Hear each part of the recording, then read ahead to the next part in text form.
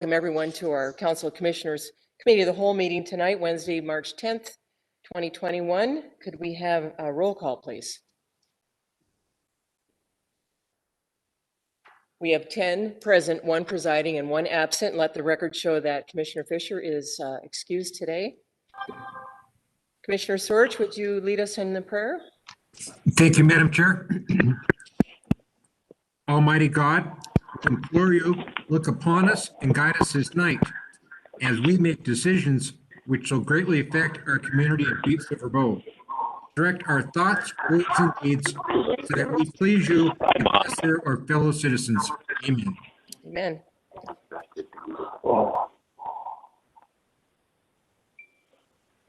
Yeah, we do have a large slate of people in our screen. Want to make sure that everybody is muted when you're not speaking.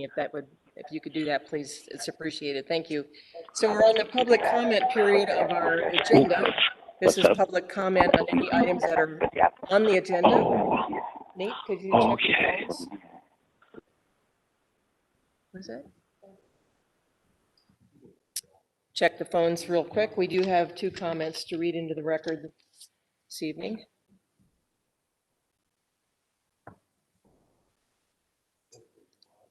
Okay, we're waiting on that. In the meantime, I'll read these comments. Starting with Margie Seckham with Action Inc. And this says, honorable members of the Butte-Silver County Commission and Chief Executive Gallagher. I'm writing in response to the communications you received from Mr. Eldon Beal regarding the We Deliver program and his request to forbid the associated consortium from providing free lunch in Emma Park. Whatever path the commission chooses to take, I would encourage an informed process that considers the fact that hunger exists in our community, that Emma Park is a public park without restrictions on people based on income, that the program has existed for 20 years, and that there is a large coalition in the community that addresses homelessness and related issues, which meets monthly to solve problems. All the people who should be part of the coalition are at the table monthly to work on systems to take care of our most vulnerable citizens. The We Deliver program exists to ensure no person in our community goes hungry. I would like you to know this program is one we should be all proud of, as it exists out of an amazing collaboration between churches, Kiwanis, and several nonprofit agencies. It comes from a place of compassion and service. Through this work, our community is made stronger and a better place. I urge you to consider that Mr. Beal is providing an anecdotal information that by itself should not drive public policy. No one person should drive policy, and isolated experiences and exceptions to a greater pattern of success should not be the basis for dismantling impactful programs. I have attached a document with some bullet points for your consideration. I encourage Mr. Beal to attend a Continuum of Care Coalition meeting to gain a fuller understanding of the community level work being done. I also invite all of you to attend coalition meetings should you have an interest in getting more information about this work. If you would like your name added to the contact list, please let me know. And the attachment here is the important facts about the We Deliver program. We Deliver is a collaboration between several local churches, Kiwanis Action Inc., Public Housing Authority, Southwest Montana Community Health Center, Western Montana Mental Health, and CCCS Inc. The purpose of the program is to ensure no person goes hungry in our community. A majority of people getting lunches are not homeless, but are food insecure. The program has been running for 20 years. There are 8 lunch sites in Butte, including Emma Park, which is in the highest poverty area of Butte based on census data, and a public park that has many wonderful public purposes, and one where every person has access, regardless of income or minority status. The lunches are delivered on Monday, Wednesday, and Friday. During the first 3 weeks of the month, an average of 60 lunches are delivered on those days. Number includes all 8 sites. During the last week, an average of 90 lunches are delivered on those days. The total number of lunches delivered each month at the 8 sites averages 810. The program relies mostly on donations and volunteers. It is not our experience that the program is causing problems in Emma Park. Most people take a lunch and leave. A handful may stay and eat lunch at a picnic table. Staff from various agencies that deliver the lunches enforce the no littering rule. The program allows agencies to connect with people who may have other needs that are not being met, including medical and behavioral health needs. Prior to the pandemic, some people who lacked transportation had access to restrooms in the Action Inc. building at 25 West Silver Street. The building is not currently open to the public because of the pandemic. Action Inc. staff continue to meet with people by appointment and have 1 hour a day of open access.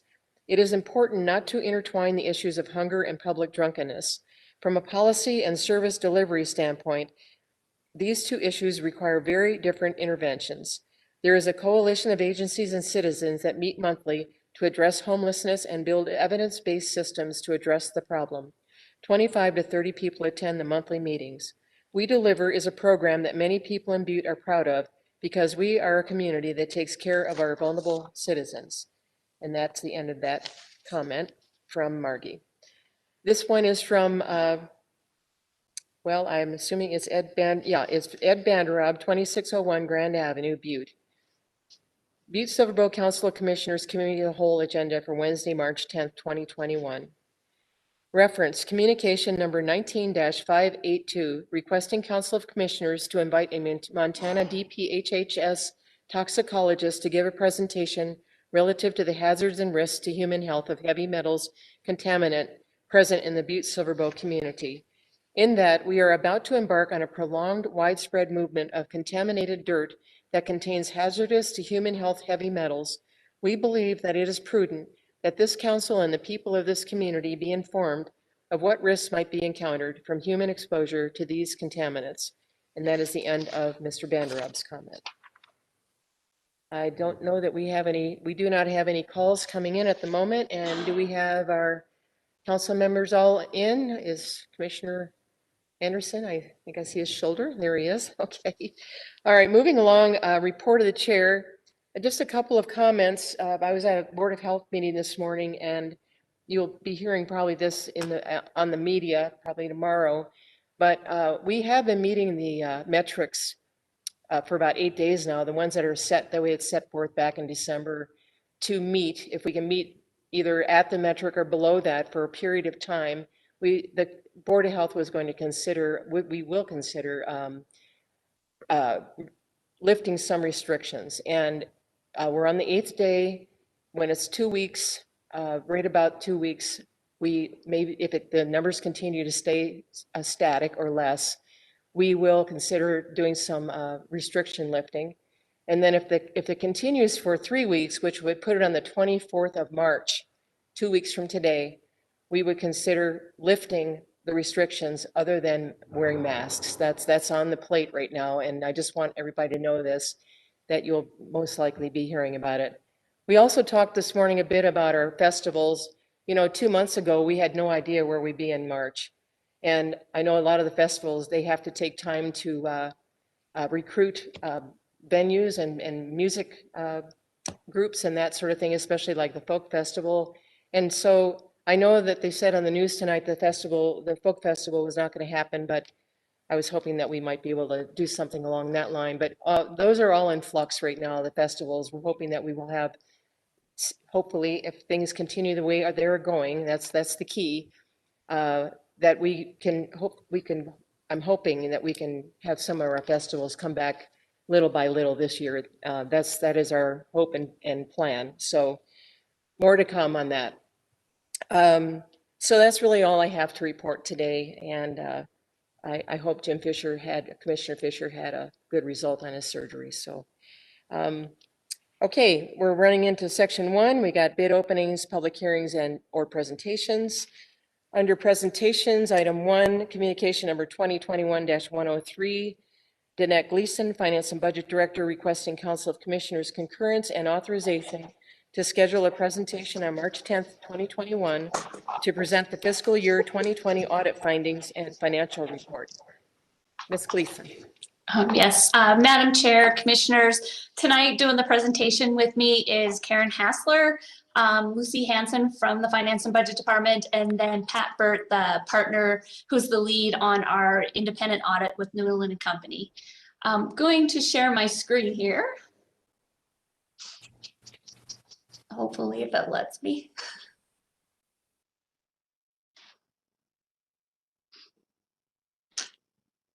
Nope. I don't think it's. Can you see that screen, Cindy? Yes, thank you. So can you see the, on your screen, you should see this cover of the financial statements. Can you see that? Because I'm not seeing that same thing. It says City and County of Butte-Silver Bow, State of Montana. Montana. Yep. Okay. Because I'm not able to see what you're getting to take a look at there. So anyways, to start out, I'm going to lead into the presentation with just a quick overview of the financials, mainly for the new commissioners that we have on board. Not going to deep into the details of the financials just because we'd be here all night trying to explain the financial statements. But I'm going to show you some areas where if I was sitting in your position, where I would turn to try to get a good understanding of the financials, especially for fiscal year 20, and then past years and future years. So as we move through here, this is not the complete comprehensive annual report. The complete report is online on the Butte-Silver website, and then we'll be getting some hard copies for you as well in the future. But the first section that I would jump to, and just so that when you do go online to try to look at the statements, know that all the table of contents are linked.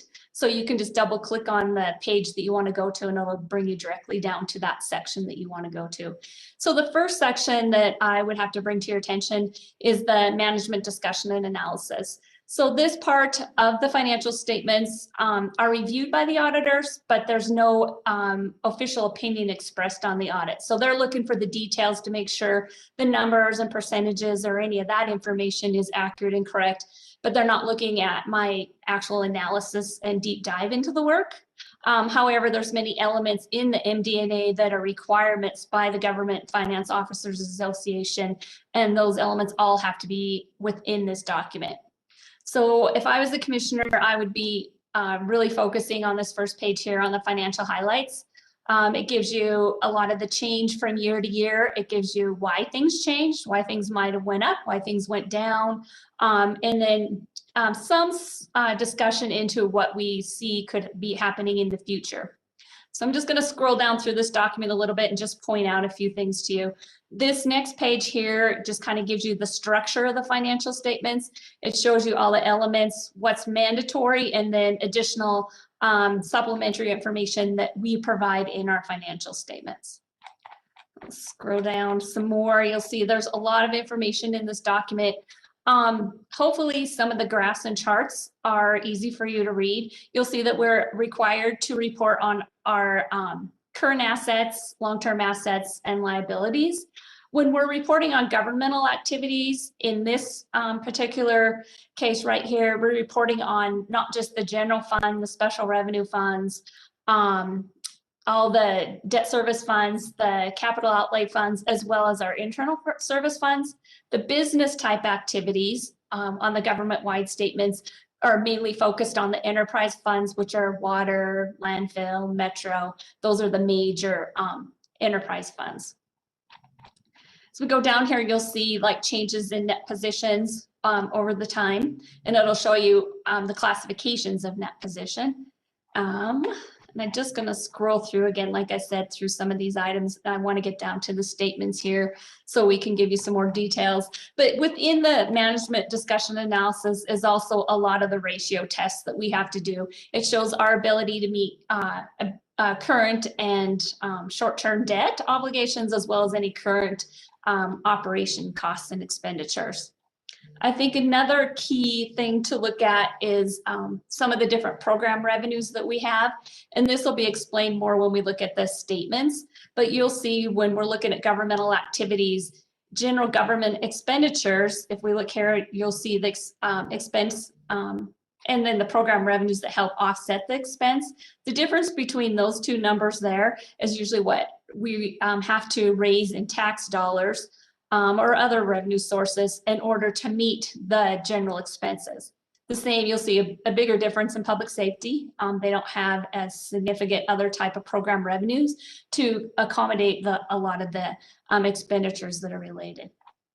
I just kind of want to point out some of those charts to you because they're really easy. They're good tools to look at, and then the information down below generally describes all the details pretty well. We also have major funds, major governmental funds that we have to talk about in these documents. So a major fund is always the general fund. of any local government. And you'll see this is a historical trend right here on the general fund balance. So you'll see how our general fund balance now is getting healthy to a point where we want to be.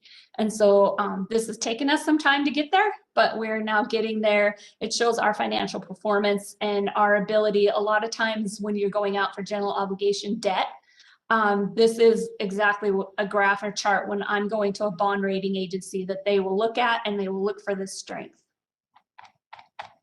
I'm going to scroll down pretty quick here because I want to spend, or let the auditor spend more time focusing on our actually on our audit comments, because I think you'll have questions. You might have questions more in that area. And this information I can always meet with you individually, or we can meet as in a finance and budget committee or a special meeting to go through if you want more details. Commissioner or Madam Chairman Shaw at one point in time had me do a few presentations. We did it over a period of maybe 4 or 5 meetings. We went through this document so that you could get a better understanding, because it does take some time to get some understanding. Again, another section that we do a deep dive into in the MD&A is the capital assets. And that's all this detail here that's going through it. Then we have to show our economic indicators and economic factors. This year we also had, I felt it important in the MD&A to talk about the COVID, our response, our recovery, and how we're trying to thrive, or we are thriving actually, to get back on track. So I'm gonna go down to the statements. We are audited on the basic financial statements, and Pat will give you more information on our audit opinion. I'm just going to point out this statement of net position that you see right here is the first statement in the basic financial statements. This is, if you're all familiar with reading corporate financial statements or whatnot, this is more of our consolidated financial statements. So this is taking the whole government and putting it together and showing our financial position for the entire government. If you look at the governmental side, the governmental portion, that's the first column. Again, that's the general fund, the special revenue funds, the debt service, capital outlay, and internal service funds. You'll see another key number you always want to look at is this unrestricted fund balance number. The restricted fund balances are important as well because it shows other elements that we're able to meet, such as debt service requirements or capital projects or whatnot. But on the unrestricted, it's always important to look at it here. For many years, this number was negative. The reason why it was negative was the implementation of GASB 68. And up here in the net pension liabilities section, you'll see that we have to book a liability for pensions of $24 million, over $24 million in the governmental funds, 5.3 in the business type. So for total for the local government, we're booking around 29.4 million in a pension liability that we're not necessarily responsible for. It's a GASB pronouncement that we had to institute. And so this drives what this ending unrestricted balance can be. So if we weren't booking these type of net pension liabilities and then some of the other offsetting revenues, we'd almost have 24 million down here as an unrestricted net pension, or I'm sorry, unrestricted net position. Overall, the local government is doing very well, though. We have a total net position of over 267 million. In the MD&A, you'll see that that's up about 6.83% from the prior year. This next statement is called Statement of Activities. Some of you who are familiar with reading financial statements, again, would see this to be similar to maybe income statement. So over here in the expense column, just a brief summary here. These are just the general expenses for the general government and then the business type again. The charges for services are like in the business type, it's the rates that the water utility division charges. And then we have operating grants, capital grants. In the governmental side up here, when we're looking at the governmental activities, this is the amount of money, the 25 million is at least the 25 million net of any type of interest earnings or other revenue sources that are down here in this bottom section, is at least the amount of money we'd have to be raising in property taxes to cover our expenditures. So that's really quick overview that I've just given you on the government-wide financial statements, just jumping through some of the governmental fund statements that we break down into. Again, I would focus heavily on reading anything on the general fund. That's our key component. Again, a very strong fund balance of 9.9 million. And then these are the similar statement of revenue, expenditures, and changes in fund balance, again, similar to an operating statement. And then we also prepare budget to actual. So it shows our original budget, it shows our final budget, then it shows the actual expenditures. And the variance is the comparison from actual to final budget. So that's the way it is presented throughout the entire document for all funds. However, again, the basic financials are the main components of the audit. The proprietary funds, when we get down to the fund level, are the enterprise funds. And again, looking through these, you see these statements look very similar to a business entity fund type of financial statements. I'm not going to, again, go down into a lot of the details. I think what's really key here, what we really focus on, is the operating income and losses. In the water division, we're seeing a pretty consistent operating loss, but we also have significant amounts of depreciation expense in these funds. So when we look at this, then we also prepare what we call cash flow statements. And when we're looking at the cash flow, though, for these particular funds, we're seeing net increases in cash flow. So not yet projecting any type of rate increase at this point. However, we're going to have to continue to monitor it. So those are signs that we look at very closely to see how the strength and the financial position of each one of the enterprise funds. And then the one last thing that I'll talk about on the financial statements are the fiduciary funds. You'll see that we account for a lot of investment activity for agency funds. The major component of the investment and cash activity in these funds is school district number 1. So we did a lot of investment activity and holding of cash and just accounting for all their investments within the accounts of the local government. We work very closely with them on their investments. They give us their numbers that they want to invest. We help them make recommendations on certain things. And then we work with them to make sure that their cash flow, that they're not over investing. So that is the major elements of the financial statements. Again, like I said, I'm not going to go into the details. We'd be here all night on the financial statements. So I'm going to hand this over to Pat Burt, the lead partner at Newland Company. He's going to talk about the single audit section and also our opinions and audit comments. So Pat, do you want to jump in? Mr. Burt.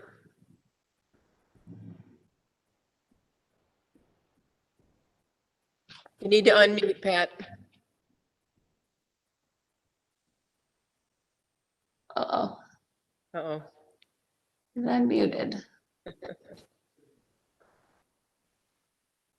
There we go. All right. Okay. Mr. Burt. Okay. Thank you, Madam Chairman, Commissioners. I'm here to present our audit report for the period ended June 30th, 2020. And we've actually numbered so you can follow these pages. The very first page you're looking at, and I guess we're not sharing a screen anymore, or are we? Nate, did you take it back on me? Oh, I'm sorry. Yep, put it back on. I'll grab it again. Okay.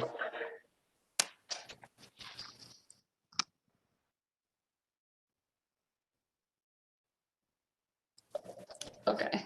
You're on. Okay. Go ahead, Pat. Okay. Thank you. Right after the single audit section is our audit opinion that covers all the financial. It's actually stated page 1 and page 2. This is our opinion on the financial statements of Butte-Silver for the year ended June 30th, 2020. The opinion discusses management's responsibility, our responsibility, what an audit involves, some language concerning what an audit involves. And then on page 2 is actually our opinion. And what it is called is an unmodified opinion. In our opinion, the financial statements are fairly presented in all material respects for the period ended June 30, 2020. The next section there requires our opinion on required supplementary information. And as Danette says, there's numerous reports and numerous financial statements. We are required, as far as required supplementary information, to report on the management and discussion and analysis, and then the proportionate shares of net pension liability, OPEB liability, and schedule of contributions. Those are other opinions or other reports that aren't in this section, but our opinion does cover them, and they're included in the full section. We are also required to report on the schedule of federal financial assistance. That is on page 3 at the top of the paragraph. Government auditing standards require us to issue a report on the schedule of federal financial assistance, which is right after this, and on the Butte-Silver Bow's compliance with the various requirements related to governmental grant funds. There's also a required internal control report that is included in this section, and we reference that report in our opinion. The next section is actually page 5 through 7, which this is the schedule of federal financial awards. This schedule is all of the federal awards received by the government. During the year ended June 30th, 2020, there was a total of $9,542,000 of federal grants awarded. Of that amount, revenue was recognized on $6 million, and expenditures were $4,010,262. Our audit actually focuses on the expenditures of federal award. We perform specific compliance testing and additional testing to ensure that those federal expenditures are spent in accordance with the federal government grant requirements. And is also the basis for our opinions relative to, there's actually 2 separate reports on internal control. The first is on page 8. And this is our report on internal control and compliance in accordance with uniform guidance. This is the report we issue relative to the schedule of federal financial assistance. The report discusses management's responsibility, our responsibility, and our opinion on each major program. Our opinion on each major program for the year is unmodified. We're also required to report on page 9, which is the next page, our findings relative to report on internal control and compliance related specifically to governmental auditing programs. And if you go down to the bottom, and these will be identified in our audit's comments, our report identifies two items that we consider to be significant deficiencies, and those are items 2020-001 and 2020-002. And I will review those as we finish. That is the federal report.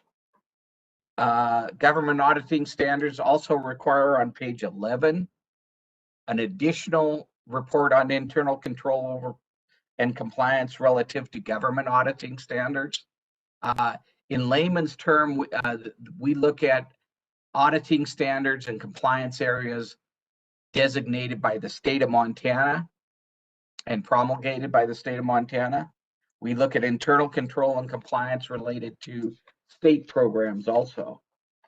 And as a result of that review on page 12, which is the next page, we actually have 4 compliance findings, essentially internal control findings. And those are identified as 20,020-001 through 004.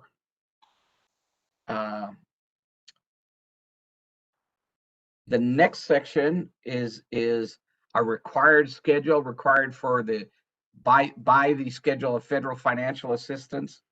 And this schedule essentially covers and summarizes in a single page format our findings relative to the audit.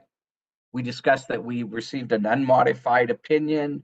We discuss our areas of compliance findings. We also what we consider to be a major program, which is the focus of our audit, which is the formula grants for urbanized area. And that is the transit grants. We also identify on the next page, again, identify for purposes of ease for the federal government, the financial statement findings and the federal government findings and in the schedule of major awards. The next section that I will go into is the auditor's report comments and prior report recommendations. Our first finding is a repeat finding for the commissioners who have been here. These findings are pretty much in here every year. Clerk of the District Court is a new one based upon our review, but the others are internal control findings relative to lack of segregation of duties. And these are outside offices generally that actually collect cash and do not have enough employees essentially to have proper internal controls. And because of the lack of segregation of duties, we recommend that the Butte-Silver Bow investigate the feasibility of improving internal controls over cash collections at the outside offices noted above. We are aware, and again, this is a repeat finding. Danette will go over the management response to these, but it becomes a cost-benefit issue in some of these small offices. It's just not cost-effective to hire an additional employee at each of these offices just to obtain proper segregation of duties. Now, what Butte-Silver Bow has worked on over the past years is to try and develop, and they have been successful in developing compensating controls that mitigate the risks associated with the lack of segregation of duties. The most recently is the county auditor, Wendy McGrath, has significantly stepped up her duties as what she does on a monthly basis. And those are what we call compensating controls involving her review of cash collection areas in these offices. So that's our finding number one with our recommendation. The next finding is and unfortunately, now I have it here. Danette, it looks like it's been cut off.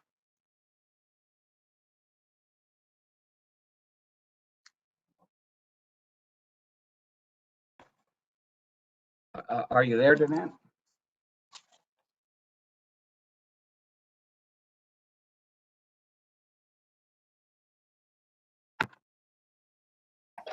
Like Sorry, it wouldn't let me unmute. I finally got it. It's there on the page. It's 002, the health department. Accounts Right. receivable. Is it on your copy? It's just not on mine, I guess. It's on the screen. Okay. So good. You're able to call it up on the screen. It's just not on a copy I was looking at. No. Okay. Our second finding relates to the health department accounts receivable. This is actually a repeat finding, specifically related to internal controls over monthly activity in the immunization program. And we recommend that Butte-Silver Bow implement proper procedures to record and recognize immunization fees and receivables on a monthly basis. During our audit, they did reconcile on an annual basis. Management was able to arrive at accurate numbers for the year ended, but the monthly reconciliation is not occurring. And it does involve some problems with the computer system they're using that they are working through. So that is finding number 2020-002 related to the health department. The next finding is finding 2020-003 related to the Justice of the Peace Court's computer controls. And during our examination, we noted that the Justice of the Peace does not perform review procedures and require a second approval or review of the daily cash report, the monthly report, and any adjustments to individual cases recorded in the full court system. Butte-Silver Bow uses the full court system to account for and properly record fines and forfeitures fees, essentially. The system actually has very good internal controls related to the individual accounts, and those reports are being generated. They are just not being reviewed at this time. And so our recommendation is that management develop procedures to review the monthly, daily, and adjustments made to the system by someone other than the individual clerks at the office. The next finding is finding number 2020-004, Clerk of the District's Courts. Again, the Clerk of the District Court actually uses the same system as the Justice of the Peace. It's called a full court system. And during our examination, we noted that the Clerk of the District Court actually prepares all the reports himself and also collects money. So there's a lack of segregation of duties. The Clerk of the District Court actually prepares the daily reconciliation, the monthly reconciliation, and bank reconciliation, and then also delivers that report to Wendy. In addition, we noted that the trust account, which details funds held by the clerk in trust, included numerous old items dating back to 2008. So our recommendation is that the Clerk of the District Court develop procedures to ensure that the cash balance report, monthly report, and other reports are approved, and all adjustments made to the full court are reviewed and approved by someone other than the clerk of the court. In addition, we recommend the clerk develop a procedure to review old cases on a periodic basis and distribute funds once the case is closed. I do know that during the year there was another set of funds, and exactly those procedures were done where the old courses, the old cases were examined, and in that case, a number of funds were sent to the state of Montana as abandoned property. So again, that's my recommendation for item number 2020-004. And the final section relates to the schedule of prior report recommendations. And as you can see on the screen in front of you, Butte-Silver Bow, our finding from the prior year was Butte-Silver Bow improve internal controls in offices outside the county treasurer. We actually added an office over prior years, so we put that as a not implemented. Finding number 2 was the same finding as in the prior years. The Butte-Silver Bow Health Department did not do monthly reconciliations on their immunization fees. And the third recommendation involved the city court, which made significant improvements, and the Justice of the Peace as far as internal controls related to adjustments and collections in the full court system. So we listed that as a partially implemented. The city court did implement compensating controls and controls to address some of the areas in the previous audit. I did go through all 4 of them fairly quickly, but I'm definitely available on each and every one. If you have any questions, comments, I'd be glad to further explain.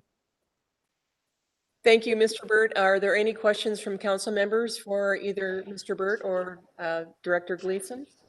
Madam Chair, it might help if maybe I went through just high level what the management response was. We worked with the departments to develop these management responses, and then we could take comments.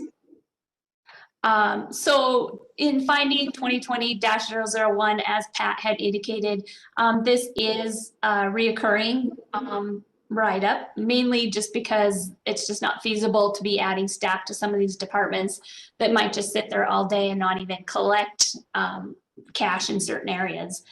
So what we have done as management is put a lot of mitigating controls in there. We're also reaching out, doing some trainings, working with departments.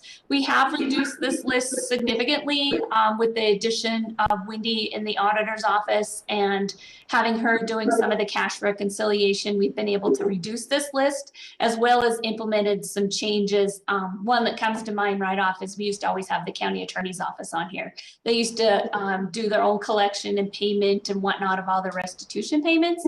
Now they do some collection. I think a lot of it is being allocated out over to city court eventually, but currently some of the old restitution payments they still collect, but they bring the money to the treasurer's office for deposit. And then the disbursements are made through the accounts payable department here in our office. So that's just some implementation of some process changes that we were able to make to remove departments from this list.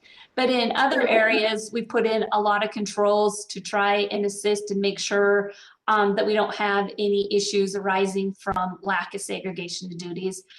We've also moved to a multi-factor authenticity. I don't even know, can't even pronounce the word, but dual passwords, basically, that is what we use to access our systems. The courts have already implemented this, law enforcement, many of the other areas across the county are working and moving towards the having to have 2 different types of passwords to get into the system, whether it's a fob, a regular password in a fob, or a regular password in something that goes to an iPhone and you accept that. But it also is a significant control that's been added and will be added and completed throughout all of Butte-Silver Bow by June 30th. In finding 2020-002 within the health department accounts receivable, Lucy Hanson in our department has made a lot of progress, as well as the IT department working with the health department on a lot of their different reports. We felt comfortable at year end, fairly comfortable with our accounts receivable balances at year end. The problem is we like to have monthly reconciliations when we have outlying systems and have them reconcile to our main general ledger. And that's the process that we've established as our control. And so that's why it's wrote up here in the comments, is because we're not completing that entire control. Moving forward, we will be assisting the health department more to try to generate these monthly reports instead of piecemealing a bunch of reports together, because that's kind of what has happened in the past, is we've been able to use the new system, but it's more piecemealed instead of running one subsidiary report and having it matched to the general ledger report. So we'll be working with the health department, the finance and budget department, and IT department to get this accomplished. And then in finding 2020-003 is the JP courts. They did a lot of work over the year, as Pat had mentioned, in regards to controls of passwords, controls and separating duties. I think some of the, from what I've been told, and I think the judges are on here and they could jump into, some of the processes have been already implemented. The problem was we weren't necessarily signing. There's a lot of forms that have signature lines on them and dates, and not all the documentation was signed with the judge's signatures on it. They most likely always had reviewed everything, but we just were missing that signature and documentation piece that we will definitely help them and show them going forward what the auditors are looking for and how to maintain that documentation. And then we've also always used the internal auditor as a reconciling piece here. Again, they do a monthly report that we'll just have them start signing off on that they reviewed it. So I think a lot of these controls are working in the JP courts. There's just not the final documentation piece of signatures and documentation on file, but we will get that taken care of this year as well. And then in the clerk of the court, district court, it's similar. It's again, the same processes. They run the same systems. They have a really nice full court system that has a lot of details and reports that can be used and reconciled to. Again, just missing some signatures. The other item in here is the clerk of the court did take care of probably $12,000 or $13,000 worth of a trust fund. And we cleaned that out last year, and now this year we'll work with the Finance and Budget Department, and Lucy will mainly work with them to help resolve some of these other cases that they have out there that have some funds that have been being held since around 2007 or 2008, and we will either remit those funds based on court orders back to the individuals, or it will go to the state to be filed against to receive funds. So those are the main comments and management responses. I don't know, Madam Chair, if you can see if the judges or anyone would like to add any additional information to what was presented. Thank you, Ms. Gleason. I would ask if any of the judges have any comments to make before I throw this out to the council members for any questions. I don't see any faces yet. I still have a report in front of me, but okay. Any takers? Otherwise, I will. Hi, Judge Kilmer, Justice Court. If there are any questions. Judge Kilmer? Yeah, can you hear me? Yes. If there are any questions with you got an open door policy, and we'll certainly answer any questions if there are tonight, but anyone's welcome to come in and see what we do and how we do it. And the process is always getting better. We're striving to be fully transparent. We just became a court of record last year, if you remember. So we have a lot of moving parts, and there's a lot of things that are on the mend, and we're fixing those things. So office, thanks. Commissioner O'Neill, did you have a question? Yes, thank you, Madam Chair. And just questions for Danette mainly is that I guess having the repeat violations or on the audit, is that concerning, or is it just I don't want to say in the norm. I mean, is that concerning having a repeat violation? That'd be my first question. Yep. Madam Chair, Commissioner O'Neill, to me, the first repeat violation is easy to explain and has never really rose to any significant issue. We've been able, and I think, to justify that it, in a lot of cases, it doesn't make sense to hire somebody and pay $75,000 when you're only collecting 30. So those are generally, that comment is generally easy to explain when I've received any calls.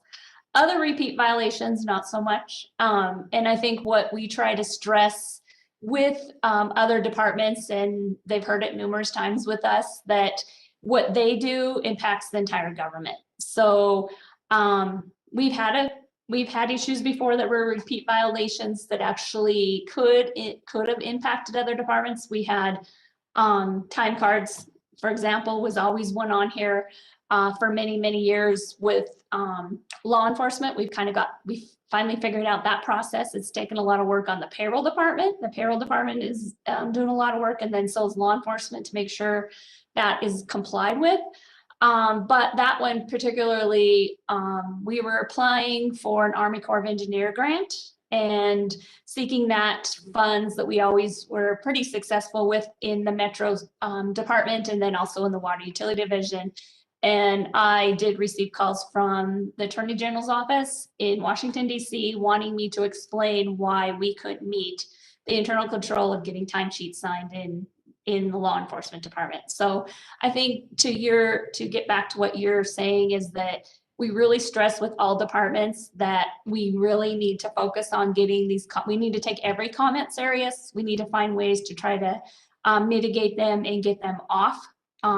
We do not want repeat violations because it will, or could, I should say, impact another department significantly. We get a lot of federal grants for our health department that I get concerned about. We get a lot of federal grants with our transit system that could get hit by any repeat violations. So we work really hard to address them. The ones that are remaining right now that we have on the books, other than the first comment that's out there, I would be very surprised if they stayed on there next year. We're working really hard to make sure that those are all removed for our next audit, for our fiscal year 21 audit. Thank you. Any other questions for either Ms. Gleason or Mr. Burt? I just want to say thank you for your presentation, Danette, and also Pat. It's always interesting to see an outside, view of what we're doing, and I think we're pretty much on track, and you keep us going in that direction. So thank you very much. Yes. Thank you, Madam Thank you. Chair. Yep. And also just want to make sure that if anybody wants to sit down and review any of this information with me, or once you get time to look at any of it and you have further questions, please feel free to reach out to myself or Lucy or Karen Hassler. Any of them can answer any questions that you might have. Thank you. All right, thank you very much.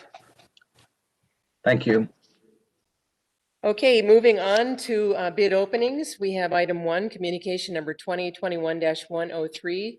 Mark Neary, Director Mark Neary, Public Works, requesting Council of Commissioners authorization to schedule a bid opening for March 10th, 2021 for the CIPP project for sewer lines in Uptown Butte. First off, do we have proof of publication? Eileen Joyce? Madam Chair, this is Ann Shea. I'm covering hi, for Ann. Eileen. Thank you. Madam Chair, Commissioners, there is proof of publication and it does appear to be in order. Thank you. Okay, moving on, I would just give Director Neary the floor and he can continue with the bid Thank you, opening. Madam Chair, Commissioners. For the record, I'm Mark Neary, Public Works Director. We received 2 bids for this project. The first bid is from Pesha and Associates in Helena.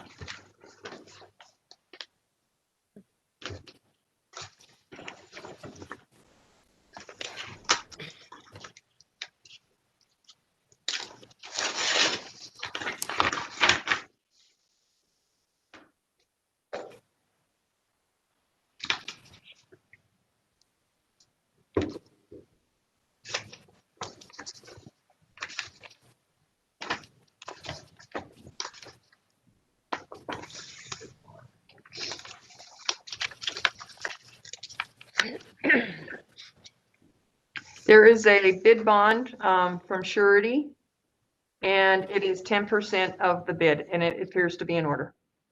Thank you. Mr. Neary. Madam Chair, correction on that. I was going to ask about It's that. Planned and Engineered Construction Incorporated, Thank you. PEC.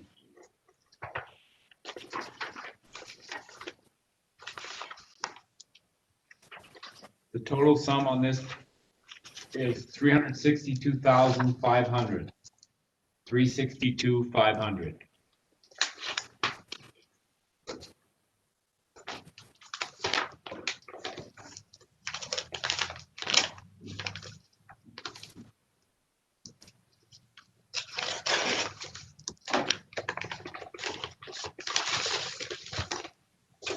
The second bid is from In Situ Form,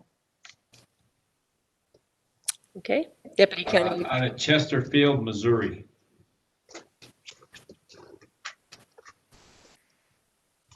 Deputy County Attorney Shea, bid bond.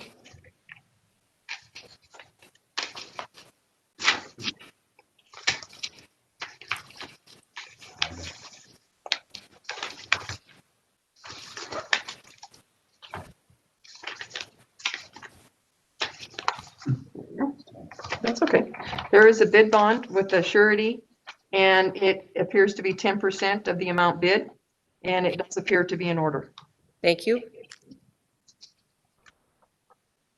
Madam Chair, the total on this bid is $310,926. $310,926. Thank you, Director Neary. Can you give us an engineer's estimate? Was there something along that line if we can jot down? Engineer's estimate was 431,460. 431,460. Thank you. And that concludes the Madam bids. Chair. Commissioner Sorge. Mr. Neary, the PEC, where are they from? Helena. Any other questions? Commissioner Anderson. Thank you, Madam Chair. What was the name of that second company?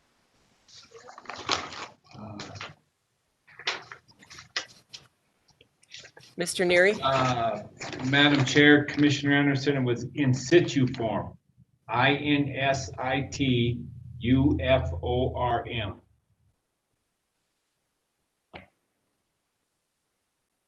Okay, any other questions? Seeing none, Commissioner Frederickson. Thank you, Madam Chair. I ask we refer the bids back to the Public Works Department and have them report back to council with their recommendation. Second. We have a motion and a second to refer the two bids back to the Public Works Department for their recommendation back to this body. Is there anything on the question? Are we ready for a vote?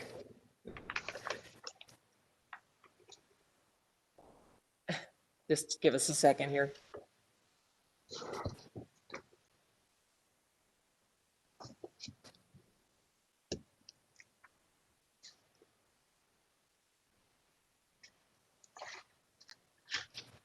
All right, would everyone please vote? Would anyone care to change their vote? Would the clerk please record the vote?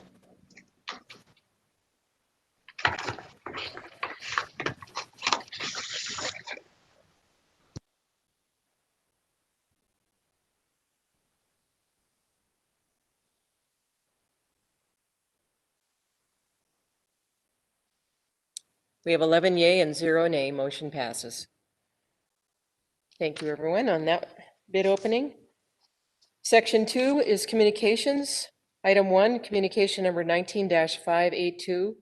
Ed Banderov, Greely Neighborhood Community Development Corporation, requesting Council of Commissioners to invite a Montana DPHHS toxicologist to give a presentation relative to the hazards and risks to human health of heavy metals contaminant present in the Butte-Silver community. This communication, we reintroduced it out of the suspense file. If you recall, we put this in suspense last year, I want to say in July, awaiting, during the COVID period, Karen Sullivan was trying to put together a health study group. And she is on, I have her on the line here, and she was willing to speak on that. And then I'll let the council members decide where we'd like to take this from that point. So, Ms. Sullivan, your day just never ends, does it? No, good evening, everyone. It's nice to see everyone after almost a year. And it's a pleasure to be here this evening. I do want to relay in regard to this communication that Mr. Banderov made some time ago, that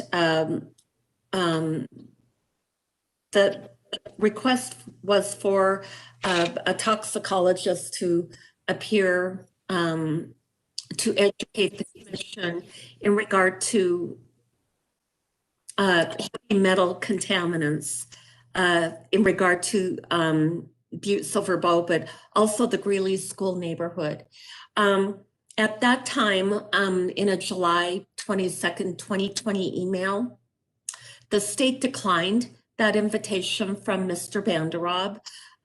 They had a transition with their toxicologist taking a new position and a new toxicologist coming on board.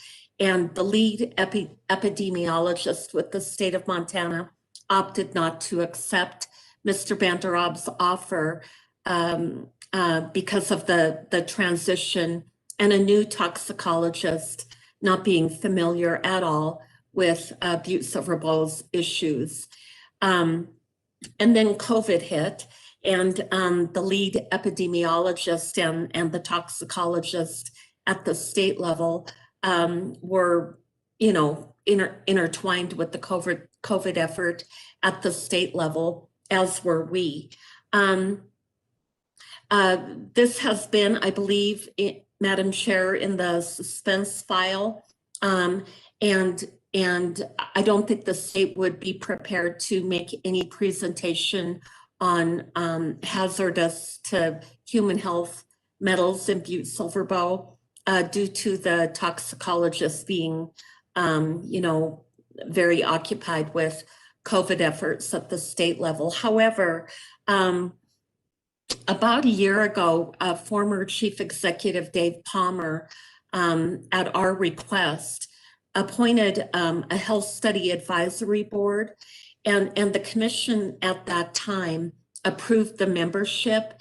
There were about 13, 14 members to that committee, and we formed the committee. Dave appointed those people. The Council of Commissioners authorized those people to serve. And then again, COVID hit. We have not had one meeting of that committee. And so as we work to come out of the COVID event and stabilize, I am reaching out to that committee to potentially talk about whether they're still willing to serve a year later, and whether we can meet in some format or another. Among the things that will be happening at that first meeting would be the presentation of Greely area air quality data. We have a lot of data to present, including the Bison Engineering air quality data that we've been collecting in partnership with Montana Resources for a while.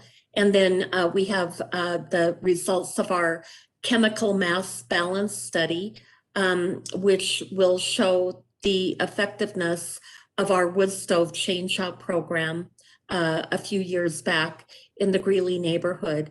But in addition to that, we are hoping at some point to bring a trained state toxicologist to that forum to talk to us about, what Mr. Banderob terms as hazardous to human health issues.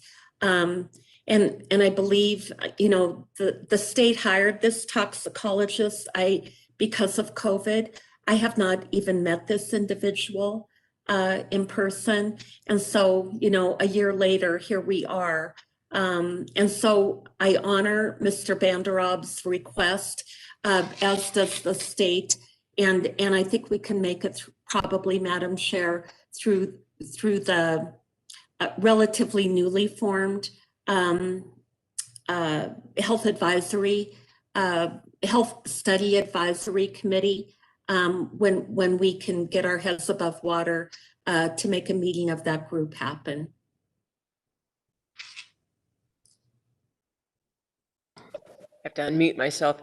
Thank you, Karen. I really appreciate that update. And any questions for Karen? Commissioner Sorich.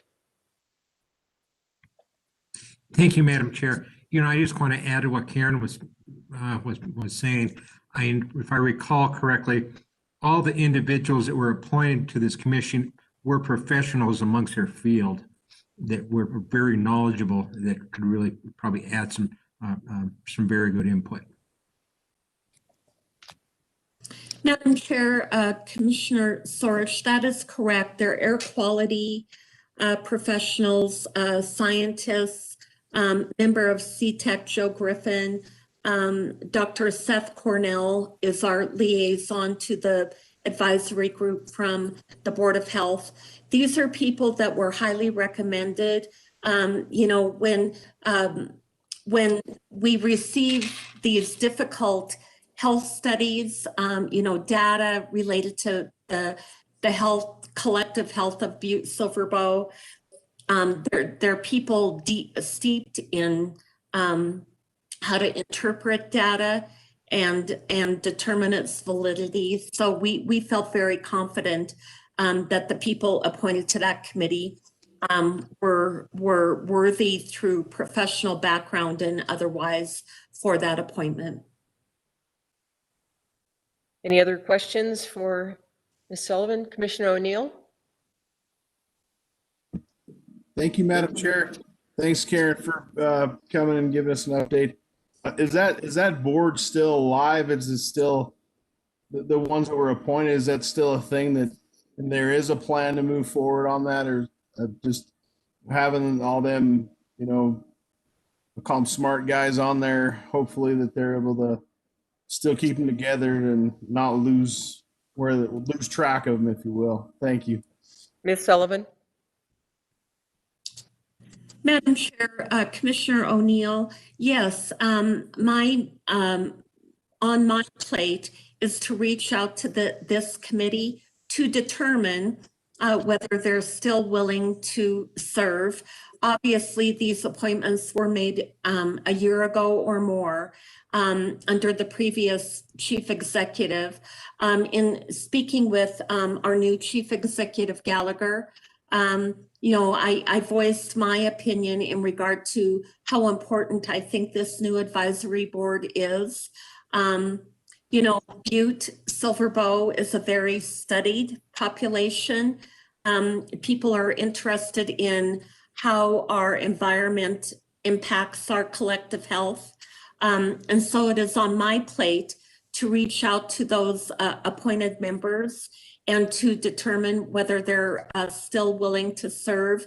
And coming out of that, speak with our new chief executive, Gallagher, on whether we need new appointments coming out of that. I would wager that most people appointed would still be willing to serve. If we can get around the corner here in 2 or 3 weeks with our COVID work, we think we can maybe have a meeting of this group in April. You know, there's so much to talk about with that group. We have a new community health needs assessment, which really details the health needs of our community. And Madam Chair, I've been remiss in not sending that out to new commissioners, so I'll do that. We have a wagon load of new air quality data. And I would say that the commission, the advisory group would like to talk about other health studies like the meconium study and other health studies that have occurred in Butte-Silver Bow. And so it will be a pleasure to think about something different from COVID. And I'm looking forward to the recreation, if you will, of this advisory board. Thank you. Commissioner Sorich? Thank you, Madam Chair. You know, I guess I believe we've got the professionals and there's the data, you know, that's really available. There's a lot of data, you know, I guess it's almost enhanced air quality studies has been done down around the Greely school area from the DEQ and Montana Resource, you know, and we've got the people that are starting to look at it. And from what I understand, you know, this person from the state is still fairly new, is probably not, you know, hasn't had time to probably, you know, look. I mean, I'm sure this is low on their priority list. So I guess I'd rather first hear what our own committee has to say first before we, you know, move forward. You know, saying that, I guess I'd probably make a motion that we note and place Mr. Bandrup's communication on file or put it back in the suspense file. But, you know, I just don't, we've been kicking it down the road now for over a year. And I'm just not sure if it's still a valid communication. Commissioner Search, is that a motion? And which part of that did you want to make? I'm going to place a note and place on file at this time. Second. So we have a motion and a second to place communication 19-582 on file. Is there anything further on the question? Commissioner Anderson? Thank you very much, Chairwoman Shaw. I kind of disagree with that. You know, it's, I'd like to hear from those people too, but I think this is a great placeholder. It doesn't do very good just to kick it down the road, then we don't have anything to fall back on. We need a new communication. I'd make a substitute motion that we place this in the suspense file for another 3 months, another 90 days. We'll be meeting at time. Hopefully everybody will have time to review this and go over it, and we can get Mr. Vanderub an answer that he is requesting. Thank you. Second. So we have a motion and a second, for a substitute motion and a second to place communication 19-582 in the suspense file for 90 days. Is there anything further on the question?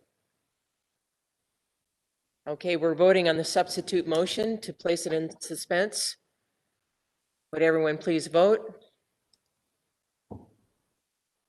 Would anyone care to change their vote? Would the clerk please record the vote?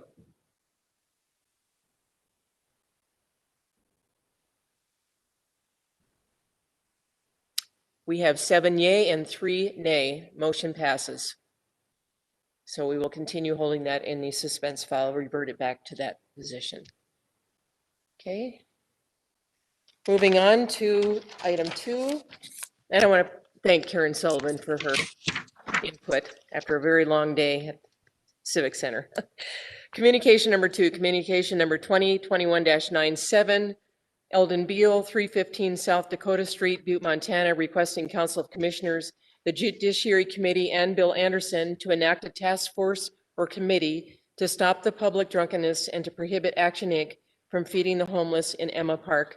Mr. Beal, he had cancer surgery today. He is not available to speak, but I was asking if Commissioner Anderson might want to take this on. Bill?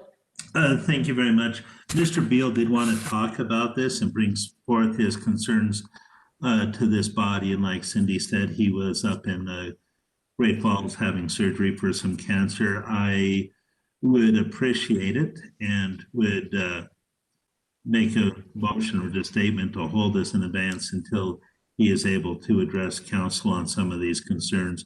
There has been quite a bit of press on this, and I'm sure that many of you have gotten as many phone calls and email on this as I have. I at least hope some of you have.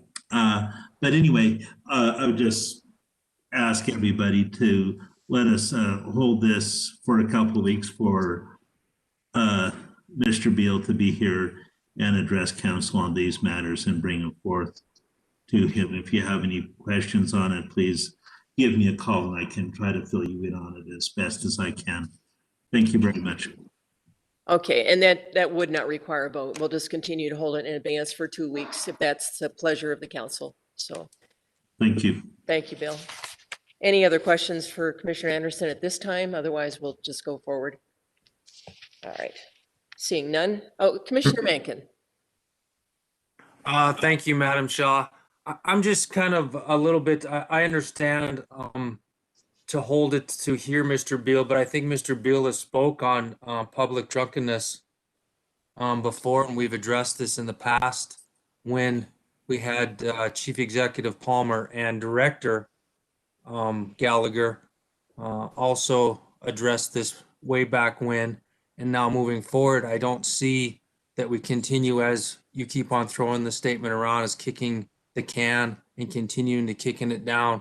And then when we talk about hungerness, as Mrs. Seckham has stated, hunger and public drunkenness do not go hand in hand, and this publication seems to be, or communication seems to be, completely out of place. I think we can all agree that what Action Inc. does for our homeless and the people that go hungry are something that we should all be there handing out lunches to them to help her to provide the assistance to help our hunger and our population that is misfortunate. So at this time, I would like to make a substitute motion and note and place communication 2021-97 on file. Second. And thank you, Commissioner Mencken. That would not, there was no motion already. It would just be the original motion. It's not substitute. Okay. So we have a motion and a second to, did you say place on file? Place on file. To place communication 2021-97 on file. Is there anything further on the question? Commissioner Anderson. Thank you very much, Chairman Shaw. Thank you, Mr. Menkins. Commissioner Menkins, excuse me. I do appreciate your point on that, and I do not believe those issues are hand in hand. And I think if you read the whole body of his letter, he's kind of alluding it a little bit, but not really. There is an awful lot of issues with this park and some of the other parks. There is a severe issue with a lot of substance abuse, I'll say, in this community. And it does run rampant through the homeless population, unfortunately. In my work, I see it and deal with it every single day. And I think some of the points that Mr. Beal brings up is something that we really need to address as council, and moving forward, what we're going to do and how we're going to react to this problem. I know he could have and should have worded some of this better. But that being said, I do think, I voted against it last time when we put it to rest, and I'll definitely vote against your motion right now. But I think this is something that we definitely need to address as a body. Nobody wants to make these decisions and throw people under the bus, but I don't think we're doing that at all. I think we're trying to find a solution to problems that affect our parks and our community. And I think that this communication may not be the best springboard, but it's a springboard we have all the same. So thank you, and I would encourage everyone to vote against this and hear Mr. Beal out, and let's have this tough issue, a tough discussion on this very hard issue. Thank you. Commissioner Sorge and then Commissioner O'Neill. Thank you, Madam Chair. I guess, and it is, there are some issues in all our parks, but it's all of our parks, and I believe this is something the executive branch is going to have to deal with. We're going with the new chief executive, we're going with the new Parks and Rec director. I don't believe it's something that should be on our plate. We can write all that. There's already the laws that are out there. I'm going to vote for it because I think it's something the executive branch should have to deal with. It's not something that the commissioners should be looking at. Commissioner O'Neill.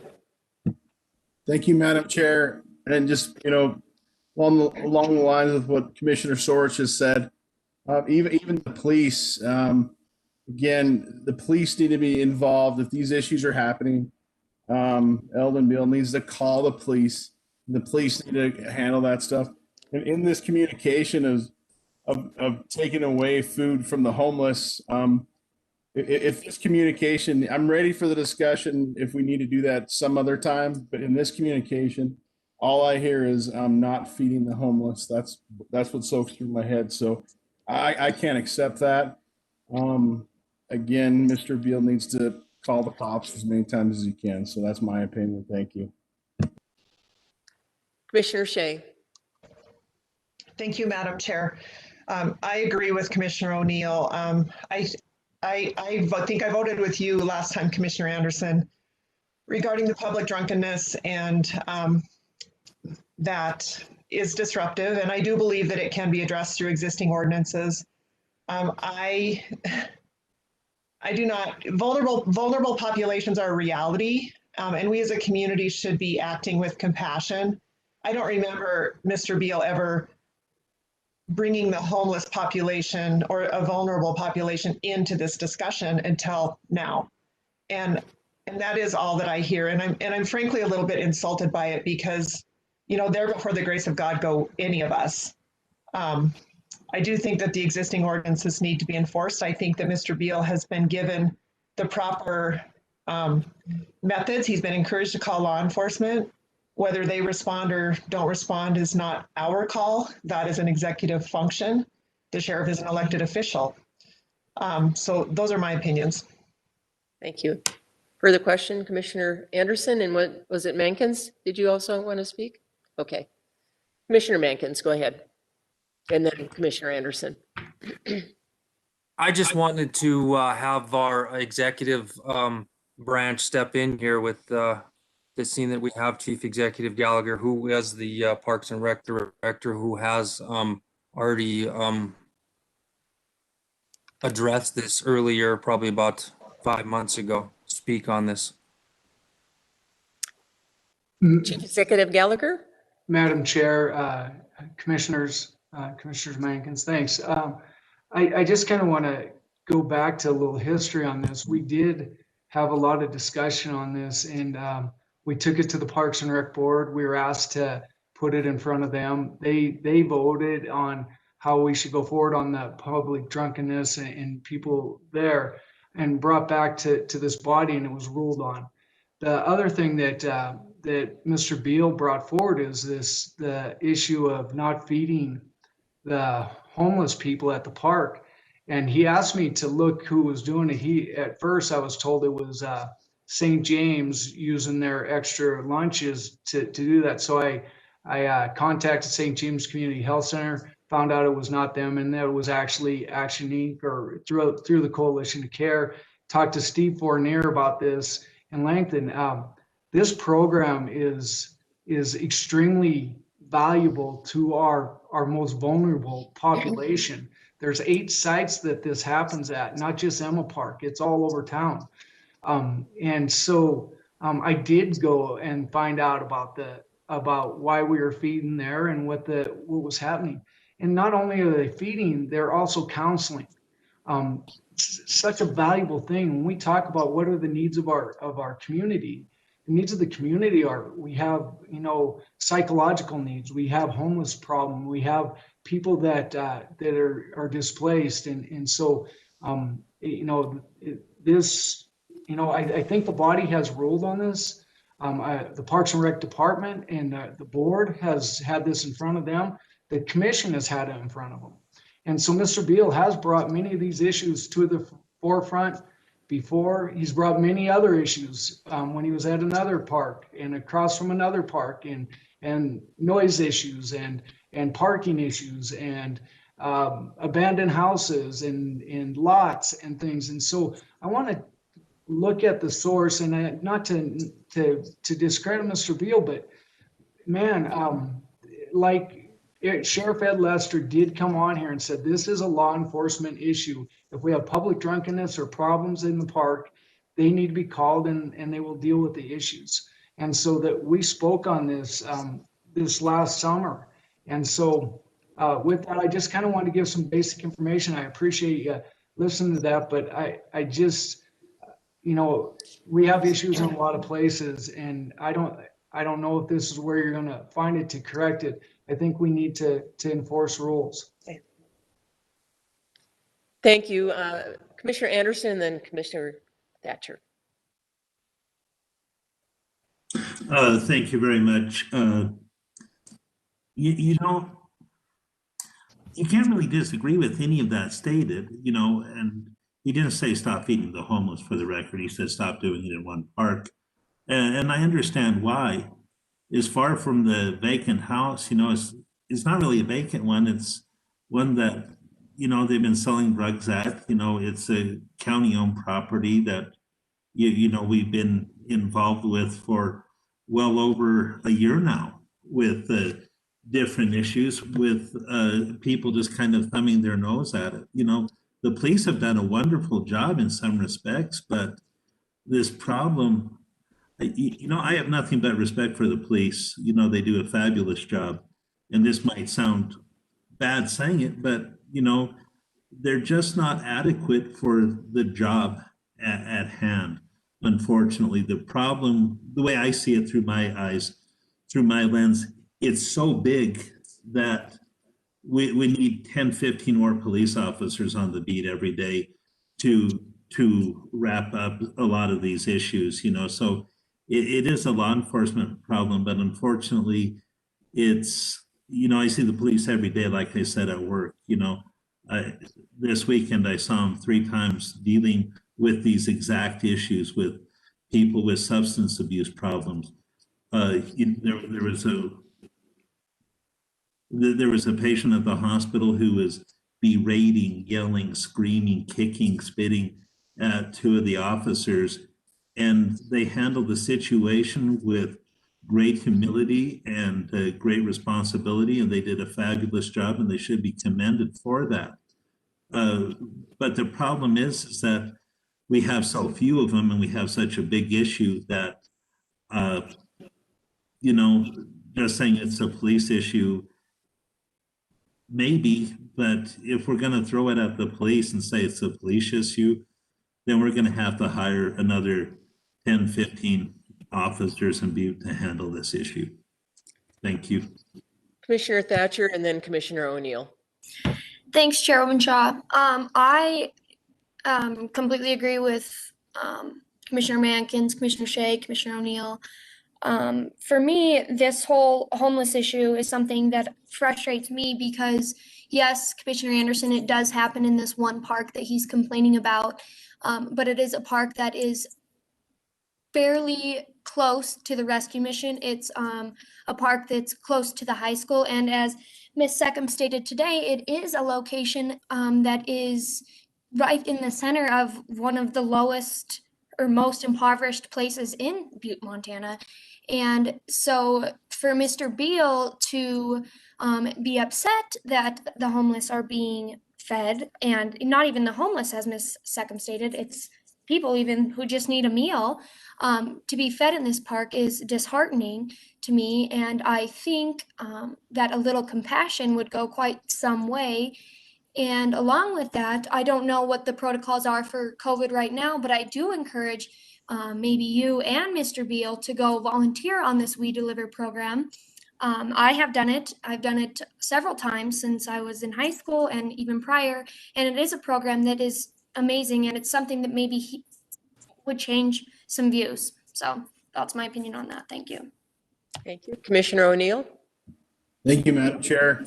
Where I wanted to go on that too is the other, not just feeding the homeless, is Commissioner Thatcher just mentioned. It's you don't have to go up and only be homeless to collect the meals up there. It's other, you know, kids, so on and so forth, that might need a meal. With that being said, the other house that's abandoned, for the record's not owned by the county.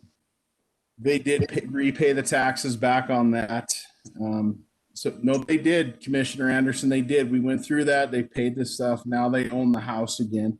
So if it is a drug house, and if we can hire more cops, we can get Danette on here. We just got to raise the taxes. We can hire 30 if we want. I mean, we can definitely do that, but this is a police issue. Needs to call the cops. If there's that many drugs in there, then it should be an easy bust for them.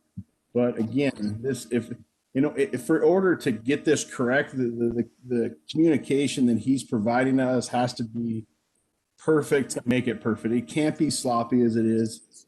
It just can't be. There's no way. So thank you. Thank you. So if there's nothing further in the question, I will restate that the motion is to place communication 2021-97 on file. Anything further in the question? Okay, would everyone please vote?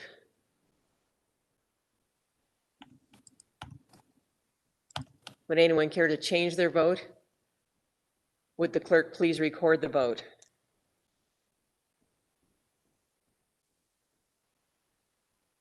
We have 9 yay and 2 nay. Motion passes.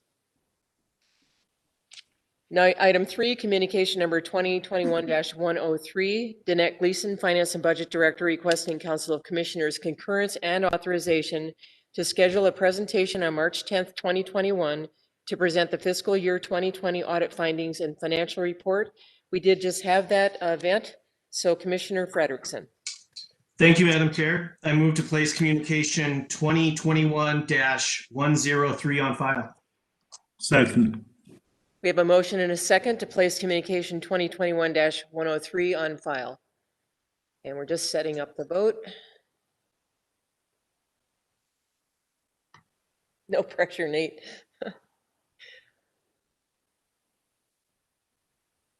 Yeah, 103. Okay, would everyone please vote? Would anyone care to change their vote? Would the clerk please record the vote?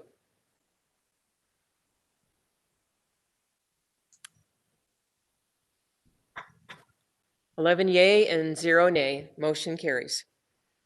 Item 4, Communication 2021-106, Mark Neary, Public Works Director, requesting Council of Commissioners authorization to schedule a bid opening for March 10th, 2021 for the CIPP project for sewer lines in Uptown Butte. We just had that bid opening, so Commissioner Frederickson.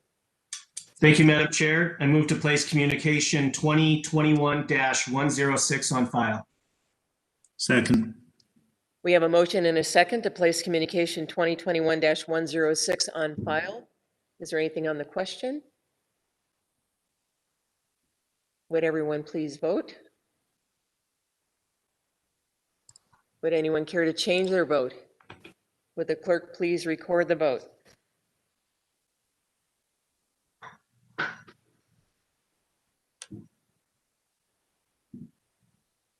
And we have 11 yay, 0 nay. Motion passes. Item 5, communication number 2021-107, Mark Neary, Public Works Director, requesting Council of Commissioners authorization to schedule a bid opening for March 24th, 2021 for the 2021 Roads Mill and Fill project. This project will mill and fill street in Uptown Butte, including West Platinum, Colorado, and Dakota streets. We will hold that in abeyance until that bid opening on March 24th. Item 6, communication number 2021-112, Mark Neary, Public Works Director, requesting Council of Commissioners authorization to schedule a bid opening for March 16th, 2021 for a backhoe for the Water Utility Division. We will hold that in abeyance for the March 16th bid opening.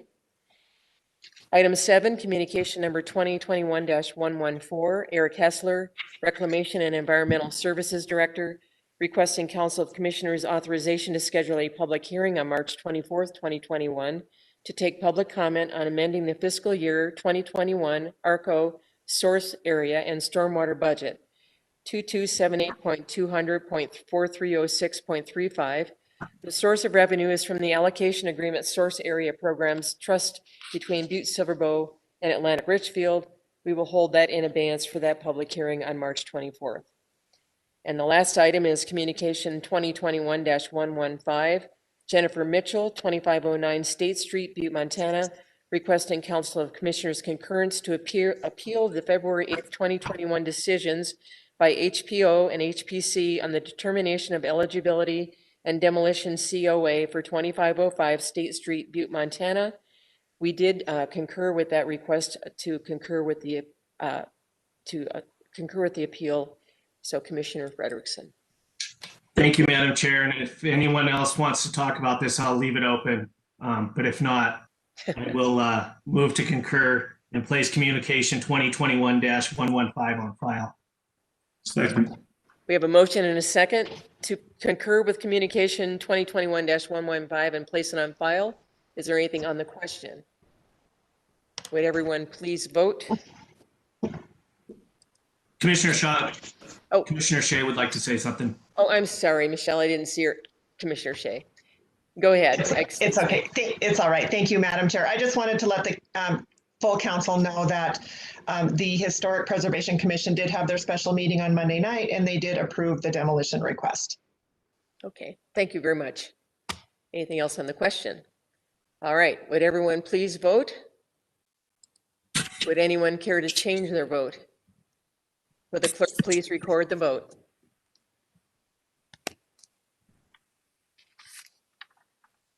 We have 11 yay and 0 nay. Motion carries. So now I'm at the public comment on any public matter not on the agenda. And of course, anyone can call in at 497-5009. We're checking the phones. I see no calls. We'll give that a minute. I just have one short comment from Shelley Clark, Butte, Montana. And the subject is Racial Harmony Day Proclamation. Dear Butte-Silver Bow Commissioners, please consider having Racial Harmony Day in Butte-Silver Bow proclaimed for March 21st, 2021. We want people to know that Butte-Silver Bow is a community of people who support racial harmony and celebrate the diversity our community has in so many areas of our lives. Thank you. From Shelley Clark. And it looks like we don't have any calls coming in. Is there anything else to come before us? All right, I would entertain a motion to adjourn. So made. Second. We have a motion and a second to adjourn. All those in favor? Aye. Aye. Opposed? Motion carries. Thank you, everyone. See you next week. Good night, everybody. Good night.